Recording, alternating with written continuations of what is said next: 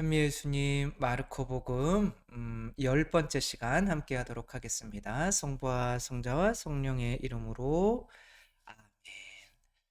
공지사항 먼저 말씀을 드리면 제가 다음 주에 휴가를 가게 돼서 다음 주 월요일에서 토요일까지는 복음 묵상을 올리지 않도록 하겠습니다. 입꼬리가 올라가면 안 되는데 아무튼 슬픈 표정으로 그렇게 말씀을 드리고요. 마르코 복음에서 지금까지 본 것 중에서 가장 중요한 것은 마르코 입장에서는 예수님께서 어떠한 표징을 일으키거나 어떠한 말씀을 잘하시거나 그런 게 믿음의 핵심이 아니라 바로 파스카의 신비, 곧 예수님께서 죽으셨다 부활하시는 것을 우리 각자가 체험하지 않으면 온전한 믿음에는 도달할 수 없을 것이다 라고 하는 이제 주제가 거의 명확해졌고, 지금은 그 파스카의 정점으로 가고 있는 상황인 거죠.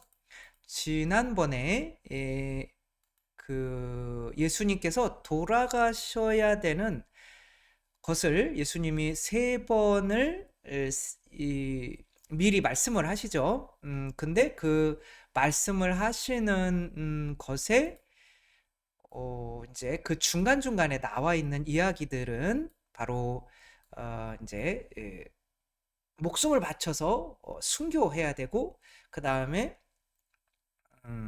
어떤 성령의 칭교, 그 다음에 어떤 또 주님께 감사의 어떤 봉헌이 제대로 이루어져야 된다는데, 그 이루어지는 게 우리 힘으로 되는 것이 아니라 바로 예수님의 죽음과 부활을 통해서 된다고 했던 거죠. 예수님이 나는 죽었다 부활해야 돼 그랬더니 베드로가 아니 그러면 안 됩니다. 그러면 우리가 뭐가 됩니까? 뭐 이렇게 했다가 나를 따르려거든 네 십자가를 지고 나를 따라야지 네가 살려고 그러면 되겠니? 그러며 순교로 이끄는 내용이 나오는 거죠.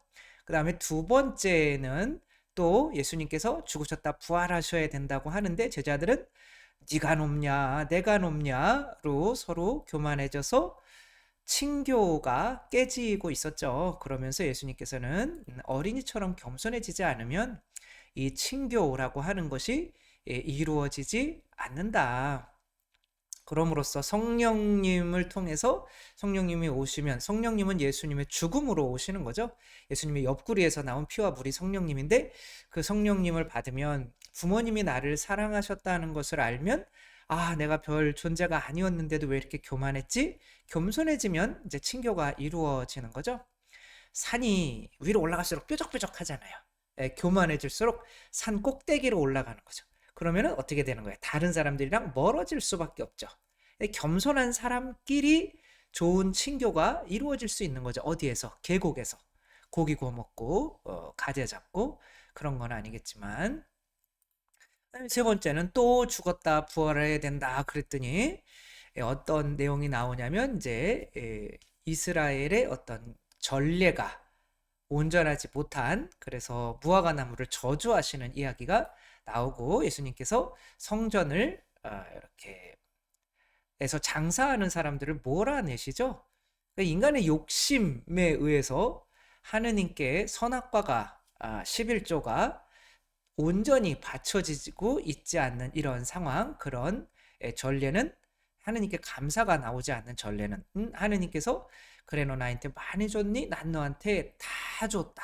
다 주신 분한테 뭐가 또 불만이 있어서 이거 달라 저거 달라 청하기만 하는 이제 그러한 상황을 이제 한탄하시는 거죠. 그러나 정말 온전한 전례가 감사의 선악관을 봉헌할 수 있으려면 그분께서 죽으셔야 되는 거죠. 내가 너한테 다 줬다, 이만큼이나 사랑했다, 그런 게 이제 필요하다. 그래서 우리가 목숨을 바쳐서 어떻게 되는 거죠? 주님을 믿고 복음을 전하고 그래서 순교로 나아갈 수 있는 힘이 예수님의 죽음이 아니면 안 되는 거고, 또한 예수님의 죽음을 통해서 우리가 다른 사람과도 좋은 친교를 맺을 수 있게 되는 거고, 예수님의 죽음을 통해서 우리가 다시 선악과를 봉헌할 수 있게 되는 거다. 따라서 예수님의 죽음과 부활은 이제 필연적인 것이다 라는 것을 말씀을 해주셨고, 이제는 뭐냐면 사람의 아들이 오는 날, 그러니까 예수님께서 이제 잡히셔서 재판을 받으시고 돌아가시는 내용이 나오는데, 요 중간에 이제 저 세 개의 예고가 나오고 요 중간에 13장이 하나가 들어가요. 근데 이제 이 13장은 분명히 예수님의 죽음과 부활과를 이제 예수님이 실제로 죽으시는 내용이 14장부터 나오신단 말이에요. 그럼 13장은 도대체 뭘까? 13장은 어떤 내용이 나오냐면 뭐 성전의 파괴에 대한 예언이 나오고요. 그 내용을 잠깐 한번 보자면 13장 초반에는 이제 종말에 대한 내용이 나오죠. 물론 이것은 바오로가 아니라 마르코 복음의 유일한 것은 아니죠. 근데 그 다른 마테오나 루카 복음에 있는 것들 내용들이 그 안에 이렇게 들어가 있죠. 제자들이 그 예루살렘 성전이 황금으로 되어 있었죠. 뭐 다 황금은 아니지만, 스승님 보십시오. 얼마나 대단한 돌들이고 얼마나 장엄한 건물들입니까? 하느님이 보시기에는 인간이 하느님의 집을 지었는데 정말 이게 이 정도면은 들어와서 사셔야 되는 거 아닌가요? 이런 식으로 기분 나쁘게 이야기하는 걸 수가 있죠. 그러자 예수님께서 이렇게 말씀을 하시죠. 너는 이 웅장한 건물들을 보고 있느냐? 여기 돌 하나도 다른 돌 위에 남아있지 않고 다 허물어지고 말 거다. 이거 다 허물어질 거야. 이렇게 말씀을 하시죠. 이제 성전은 하느님의 집이었기 때문에 하느님의 집이 무너진다는 것은 이스라엘의 멸망, 전 세계의 멸망을 의미하게 되죠. 우리 교회가 이제 멸망하게 되면 이제 세상이 멸망이 가까이 왔다라고 생각하면 되겠죠. 우리 개인도 마찬가지지만 내 안에 하느님께서 들어가 계시는 성전이라면 하느님께서 당신 아드님이 우리 안에 들어와 있으니까 심판 때 우리를 멸망시키지 못하고 들어서 구원을 해주시겠죠. 근데 전 세계적으로 따지더라도 전 세계의 하느님의 성전이 바로 교회인 거죠. 그 교회가 허물어져 가고 있다면 이것은 이 세상의 종말을 의미하겠죠. 근데 가만히 듣다 보면 이것은 세상의 종말이라기보다는 우리 개인에 관한 예수님의 십자가의 죽음과 부활을 어떻게 받아들여야만 하는지에 대한 우리 개인에 대한 말씀으로 나아가고 있다는 거죠. 그 종말의 시대에 가장 먼저 나오는 것은 거짓 예언자, 거짓 그리스도인 거죠. 너희는 누구에게도 속는 일이 없도록 조심하여라. 많은 사람이 내 이름으로 와서 내가 그리스도다 하면서 많은 일을 속일 것이다. 그러니까 먼저 그리스도를 믿는 사람들이 잘못된 가르침에 빠지는 일들이 많아질 거라는 거죠. 그런 대표적인 나라가 우리나라 좋은 나라인 거죠. 다른 데서 볼 때는 보통은 종교가 하나, 둘, 셋 뭐 이 정도 있어요. 근데 우리나라는 종교의 어떤 박람회라고 할 수 있을 정도로 뭐 가톨릭, 뭐 개신교도 여러 개 종파, 뭐 정말 뭐 사이비, 뭐 어마어마한 종교들이 함께 혼재하고 있는 이런 상황인 거죠. 이런 모습이 어쩌면 종말에 가까워지는 모습일 수도 있겠다.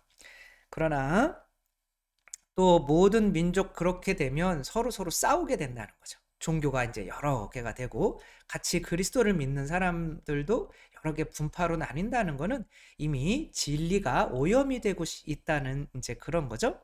그러니까 민족과 민족이 맞서 일어나고 나라와 나라가 맞서 일어나며 곳곳에 지진이 발생하고 기근이 될 것이다. 그러나 그것은 진통의 시작일 따름이다. 일단은 종교의 여러 분열들이 많이 일어날 것이고 그 종교의 분열과 함께 전쟁이나 이런 것도 많이 일어날 거다. 그리고 이제 마지막에는 그러나 아직은 끝이 아니다 이거죠.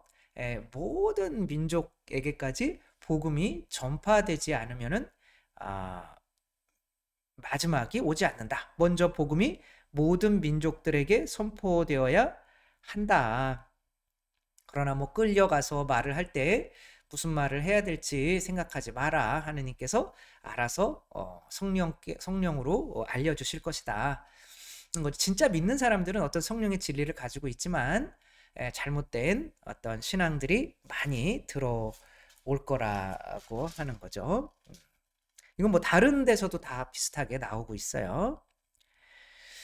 너희는 내 이름 때문에 미움을 받을 것인데 끝까지 견디어내는 이는 구원을 받을 것이다. 그 다음에 14절부터는 가장 큰 재난이 이렇게 나오고 있죠. 근데 이제 복음은 계속 전하여지고 있는데 이것도 끝이 아니라는 거죠. 가장 큰 재난, 그냥 이거는 그냥 이렇게 올려놓은 거예요. 는 있어서는 안 될 곳에 황폐를 부르는 혐오스러운 것이 서 있는 것을 보거든 읽는 이는 알아들어라. 그때 유다에 있는 이들은 산으로 달아나라. 산이라고 하는 것은 진짜 기도의 장소인 거죠. 있어서는 안 될 곳에, 이게 바로 기도하는 곳에 어떤 그 기도하는 곳이 이렇게 멸망하게 만드는 예수님께서 채찍으로 쓸어버렸던 이 황폐하게 만드는 이 것들이 이게 세속 육신 마귀죠. 저는 이것을 666으로 보고 있는 거죠. 세속 육신 마귀를 자극하는 것들. 그러나 그 666은 누구나가 다 가져야만 생활할 수 있어요. 그 전에는 TV였을 수 있고 그 다음에는 인터넷이었을 수 있고 지금은 당연히 스마트폰이죠. 그리고 앞으로도 스마트폰이 또 어떻게 진화할지 모르겠지만 거기에서 크게 벗어나지는 않을 것 같다라는 생각을 하죠. 예, 저도 밥 먹고 나오다가 예수님이 함께 계신가 안 계신가 그런 거보다는 스마트폰이 있나 없나, 이거 없으면 더 불안해요. 예수님 없으면 괜찮은데 스마트폰이 없으면 불안해. 거기에 다 들어있으니까. 이런 것들이, 근데 이제 그 스마트폰 안에는 우리의 어떤 돈을, 소유욕을 자극하는 거, 쾌락의 어떤 성적인 거를 자극하는 거, 죄다 그런 거죠. 그다음에 마귀, 교만을 자극하는 거, 666이죠. 그게 거기 다 들어가 있죠. 이런 것들이 이제는 있어서는 안 되는 곳에까지 올라오게 된다. 성전 안에까지. 그래서 제가 성전에 큰 TV를 달고 강론도 이제 유튜브나 이런 거 동영상도 이렇게 보여드리면서 하는데 이건가? 그건 아니겠죠, 그렇죠? 그래서 어떤 세속 육신 마귀를 자극하는 무언가가 이제 특별히 바티칸 어떤 그런 곳에까지 이렇게 들어가게 된다면 이제 그때는 마지막일 것 같다라는 생각이 드는 거죠.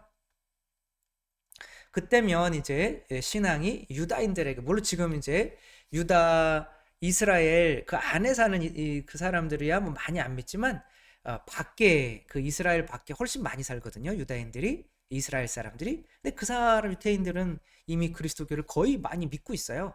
이제 그들이 신앙을 우리에게 준 거고 이제 우리가 신앙을 버리고 잘못된 신앙으로 나아가면서 그들에게 참 신앙이 이제 그들이 가지게 되면 그게 이제 마지막 때가 되는 거라고 이제 바오로 사도가 이야기하고 있죠. 그걸 잘 보고 있다가 이스라엘이 회개할 때가 됐다. 그러면 빨리 가서 고해성사 보시고 이제 예수님을 맞을 준비를 해야 되는 거죠. 주님께서 몸소 선택하신 이들을 위하여 그 날수를 줄여 주셨고 그 환난의 때가 이제 요 한 예로 제단이라고 하는 것은, 제대라고 하는 것은 바로 예수 그리스도를 상징하죠. 그래서 제대 인사도 하고, 근데 이제 예수 그리스도의 저희 성당도 그렇지만 그 위에 초를 이렇게 놔요. 그러니까 한 예로. 그러니까 예수님이 책상이 되게 된 거죠. 그렇게 되게 되니까 사실 그래서는 안 되는 건데 뭐 저도 구역 판공할 때는 그렇게 하지만 가서 이제 밥상을 놓고 미사를 하고 뭘 하고 미사를 하고 그러니까 예수님께서 그 미사가 있게 만들기 위해서 죽으신 그래서 그 제단이 되어 주신 그 신비 그리고 그 제단을 상징하는 곳에서만 미사를 하게 돼 있던 것들이 지금은 그냥 사제만 있으면 아무 밥상 갖다 놓고 미사를 할 수 있는 약간 이런 거 느낌인 거죠. 점점 더 이런 것들이 뭔가가 문제가 있어 가는구나. 그러면 안 되는 곳에 이상한 것들이 놓이게 되는 뭐 그런 상황들 우리가 잘 지켜봐야겠죠. 그런 때에 이제 뭐가 오게 되시냐면 뭐가 오는 게 아니라 예수님께서 이제 오시게 되죠. 그 무렵 환난에 뒤이어 해는 어두워지고 달은 빛을 내지 않으며 별들은 하늘에서 떨어지고 하늘의 세력들은 흔들릴 것이다. 예수님께서 오실 때 이 세상에 있는 빛이라고 하는 거, 해는 빛이잖아요. 이 세상에 있는 빛은 사라지고 달도 밤에 달도 빛을 잃으며 별들은 하늘에서 떨어지고 별들은 어떤 뭐 권위나 그런 걸 상징할 수도 있겠죠. 또 하늘의 세력들은 흔들릴 것이다. 내가 이 세상에서 어떤 힘이라고 믿었던 거 그런 것들이 뭐 돈이나 어떤 뭐 명예나 뭐 이런 것들이 아무 쓸데기 없었구나. 뭐 이렇게 예수님께서 오실 때는 당연히 이 세상에 예수님이 빛으로 오시는데 감히 이 세상에서 내가 빛이야, 내가 진리야 라고 했던 사람들이 고개를 들 수 있는 상황은 아니겠죠. 빛 자체가 오시는데 그러며 이 무화과 나무의 교훈을 말씀을 하시죠. 너희는 무화과 나무를 보고 그 비유를 깨달아라. 어느덧 가지가 부드러워지고 잎이 돋으면 여름이 가까이 온 줄 알게 된다. 뭐 이게 당연히 봄, 여름, 가을, 겨울로 이 무화과 나무를 보면서 꼭 오늘 계절이 얼마인지 언젠지는 안 봐도 저렇게 익는 계절이 뭐 그건 어떤 공식처럼 나와 있잖아요. 그런 것처럼 이렇게 공식적으로 그렇게 일어날 거다. 근데 이제 이거의 핵심은 뭐냐면 예수님 하느님의 아드님이 이 세상에 오시는 때 내가 이 세상이 하는 예수님을 접하게 되는 때는 굉장한 환난과 기아와 전쟁과 이런 것들이 많이 일어나게 될 텐데 그런 것들이 많이 일어나게 되는 이유는 이 세상의 온전한 진리가 사라져가고 뭐 그러잖아요. 어떤 분이 얼마 전에 와서 여러분은 어떻게 대답하시겠어요? 교회 밖에도 구원이 있다 없다. 교회 밖에도 당연히 구원이 있죠. 이렇게 얘기하면 안 돼요. 이건 교리에 어긋나는 거예요. 교회 밖에는 구원이 없다라고 하는 게 우리 교회의 공식적인 가르침이에요. 그러면은 다른 종교 믿다가 한 그런 그러니까 교회라고 하는 어떤 구원된 그것을 나중에 이제 뭐 여기서 길게 설명하긴 뭐하지만 계약 차원에서 보는 거고 또 뭐 아기 때 죽었다. 그건 피해 세례 그 예수님 때문에 베들레헴에서 죽은 어린 아이들 있잖아요. 피해 세례. 또 뭐 소크라테스나 뭐 이런 사람들 내가 진리를 위해서 그냥 목숨을 바친 독배를 들고 그런 사람들은 이제 열망의 세례 뭐 이런 것들로 세례를 받으면 교회 안에 들어오는 거잖아요. 일단은 내가 교회 밖에도 구원이 있다라고 하면 예수님께서 그러면 내 살과 피를 먹고 마시지 않으면 영원한 하느님 나라를 볼 수가 없다라고 말씀하신 거는 뭐가 돼요? 그런 거는 뭐 그냥 대충 과장해서 한 이야기야 이렇게 되는 거잖아요. 우리가 예수님의 살과 피, 성체, 성사가 아니면 구원이 없다라는 이 진리가 온전히 이해되지 않기 때문에 다른 그런 잡다한 어떻게 보면 그런 잘못된 신앙들이 우리 교회에 많이 들어오고 있죠. 뭐 이런 것뿐만이 아니라 뭐 천국과 지옥이 어디 있냐 이런 극단적 이원론 필요 없다. 하느님은 자비하시니까 그냥 지옥은 없애버리자. 이런 게 주된 지금 많이 가톨릭 안에 들어와 있는 정말 말도 안 되는 거지만 이런 것들이 가르쳐지고 있는 상황이고, 그런 것들을 주장하는 분들도 너무 많고, 이게 뭐 지옥이 없는데 우리가 그럼 신앙생활 성체에 뭐하러 영하는 거예요. 그 의미가 없죠. 성당 다닐 의미가 없죠. 그런데도 나는 하느님의 자비를 아는 것처럼 뭐 그런 것들이 이미 교회 안에 잘못된 신앙들이 많이 들어오고 있고, 그렇게 되면 교회가 잘못된 신앙 때문에 여러 분파로 분열이 되게 되고, 그러한 것들이 이 세상의 종교적인 갈라짐이, 또 이 세상에 전쟁이 또 많이 일어나게 만드는 그런 또 원인이 되기도 하고, 뭐 진리가 하나면 전쟁이 있을 필요가 없겠죠. 그런 어떤 환난이 일어나고 하게 되면 그제서야 이제 예수님이 오신다는 거죠. 왜? 너희들은 어둠이었어. 그러니까 우리가 어둠이었던 것을 아주 깊이 깨달으려면 내가 믿던 것들이 다 무너져야 되는데, 그것들이 환난이라는 거죠. 근데 이것들을 어, 어떻게 되느냐면, 이것들이 이제는 우리 각자 개인의 것으로 만들어 버려요. 30절 보면, 13장 30절 보면, 내가 진실로 너희에게 말한다. 이 세대가 지나기 전에 이 모든 일이 일어날 것이다. 그럼 이 세대는 30년인데 예수님께서 말씀하신 이후로 30년 뒤에는 이런 일들이 안 일어날까? 이건 무슨 소리냐면 30년 각자에게 이런 일들이 일어난다는 거예요. 사람의 아들을 만나는 일들. 그러니까 내가 예수님을 만나려면 나도 이런 환난 속에 있어야 된다는 거예요. 그럼 어쩔 수가 없는 거예요. 내가 환난 내 자신을 어둠이고 내가 믿는 모든 것들을 다 내려놓을 수 있는 상황이 안 되면 예수님을 만날 수가 없게 되는 거죠. 그러나 그 날과 그 시간은 아무도 모르니까 이제 마지막에 무슨 말씀을 하시냐면, 그래도 깨어 있어라, 이렇게 말씀을 하시죠. 깨어 있어라. 그러면 이제 그 다른 복음에도 나와 있는 거지만 요렇게 나오죠. 너희는 조심하고 깨어 지켜라. 그때가 언제 올지 너희가 모르기 때문이다. 그것은 먼 길을 떠나는 사람의 경우와 같다.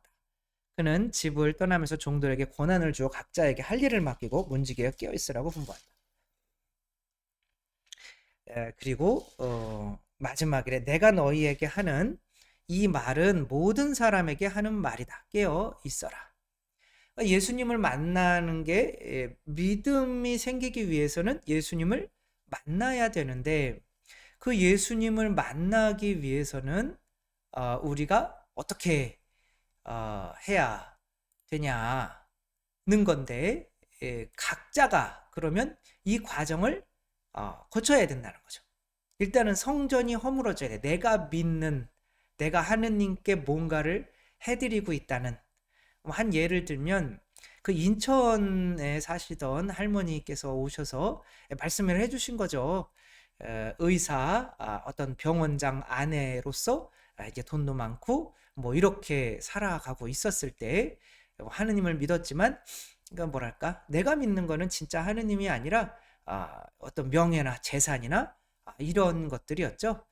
그런데 어떤 더 큰 부자, 재벌, 뭐 이렇게 거의 준재벌급 되시는 분의 수술을 했는데 뭔가가 잘못돼 가지고 그분이 이제 여기를 망하게, 이 병원을 망하게 해버리겠다. 그러니까 이제 이게 불이 나버린 거죠. 내가 믿는 것이 이제 다 허물어지게 되는 거죠. 그 다음에는 이제 거짓 예언자들을 찾아가요. 성당 가기는 좀 뭐한 거죠. 그래서 점집에 가서 이제 점을 보고 부적을 갖다가 이렇게 붙이고, 천주교 신자인데도 그렇게 하는 거죠. 그러니까 내가 믿어왔던 거는 하느님은 나에게 돈을 많이 벌게 해주시는 그런 분이신 거지. 이제 그런데 그렇게 못 하시니까 이제 하느님은 믿을 분이 아닌 거죠. 그러니까 점집에 가서 그러다가 이게 이제 있어서는 안 될 곳에 막 그런 혐오스러운 것들이 들어오는 거죠. 뭐 부적이나 이런 것들을 이제 가지고 다니시다가 이래서는 안 되겠다. 그러며 이제 드디어 그분을 바라보게 되는 거죠. 나는 아무 힘도 없고 이제는 망하든지 말든지 하며 그 미리네 거기 성지에 가가지고 매일 십자가의 길을 이제 2시간씩 했다는 거죠. 그때 이제 사처에서 성모님께서 예수님을 만나는 거기에서 어, 예수님이 사랑한다. 이거는 아니겠지만 사랑한다. 예, 숨소리가 들릴 때 숨소리 사랑 이렇게 그래 이제 내가 점집도 다니고 잘 살 때는 아무 일도 없을 때는 어, 하느님도 좀 제대로 아무튼 외면하고 살았는데 망하고 나서 그리고 이제야 왔는데 하느님이 나를 사랑하실까? 이제 마음 안에 그런 의문이 들었던 거죠. 예, 그때는 언제인지 모른다는 거죠. 그쵸? 그러나 그 날과 그 시간은 아무도 모른다. 32절. 하늘의 천사들도 아들도 모르고 아버지만 아신다. 언젠가는 훅 오게 되는 거죠. 아, 얘가 자기 자신을 어둠으로 이제 인정하고 있구나. 그럼 빛인 내가 가야지. 인 거죠. 저 같은 경우도 마찬가지인 거죠. 저 같은 경우도 신학교에 들어가야지. 그리고 뭔가 대단한 거를 준 것 같은 그런 내 자신이 이제 허물어져야 되는 거죠. 성전이 허물어져야 되는데 그러기 위해서 이제 했던 것이 이제 단식인 거죠. 그러니까 이틀 굶었더니 진짜 배고파서 아무 일도 못하는 진짜 아무 존재도 아니었는데 뭐가 내가 대단한 사람이고 내가 하는 것 때문에 당연히 주님께서 나에게 어떤 은총을 주셔야 되는 것으로 착각하고 있었죠.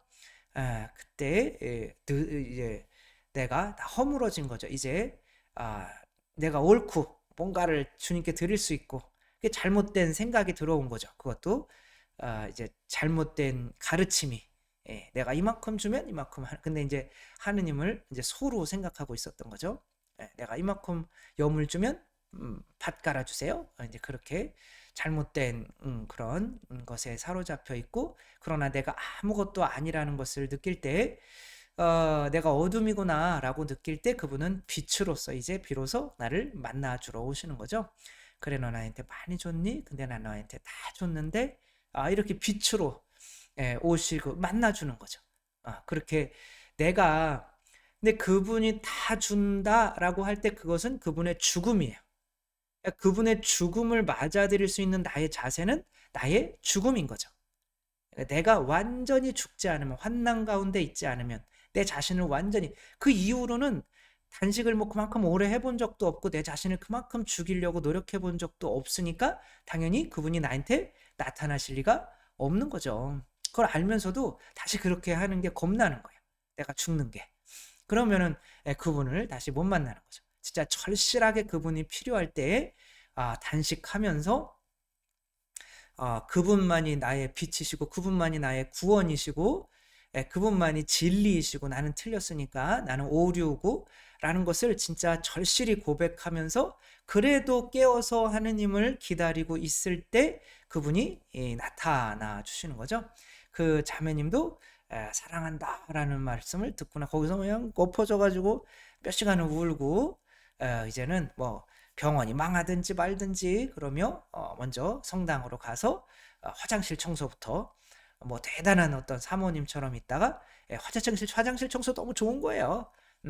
그분이 나를 사랑한다고 했으니까 그렇게 그분이 우리를 만나주러 오시는 거죠. 그래서 이러한 일이 이 세대가 지나기 전에 이 모든 일이 일어날 것이다.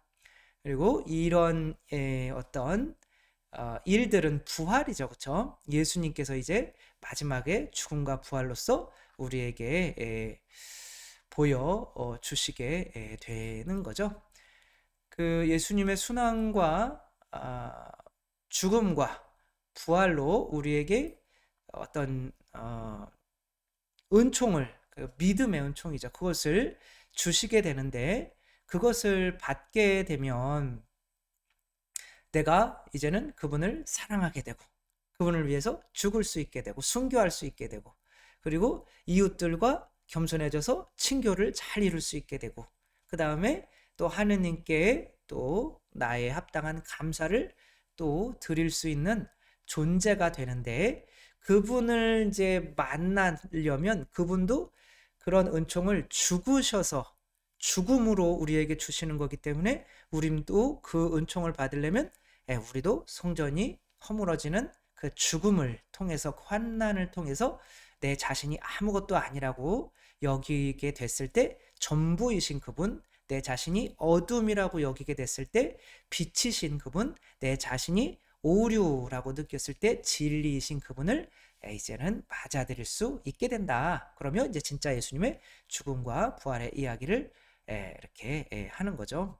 그래서 뭐 오늘 끝까지 그렇게 해서 마치면 좋겠지만 다시 한번 죽음과 부활에 대한 의미를 다음번에 하면서 더 마치도록 하겠습니다. 주님께서 여러분과 함께 전능하신 천주 성부와 성자와 성령께서는 여기 모인 모든 이에게 강복하시어 길이 머물게 하소서. 주님과 함께 가서 복음을 전합시다. 하느님 감사합니다. 성부와 성자와 성령의 이름으로 아멘. 감사합니다. 사랑합니다.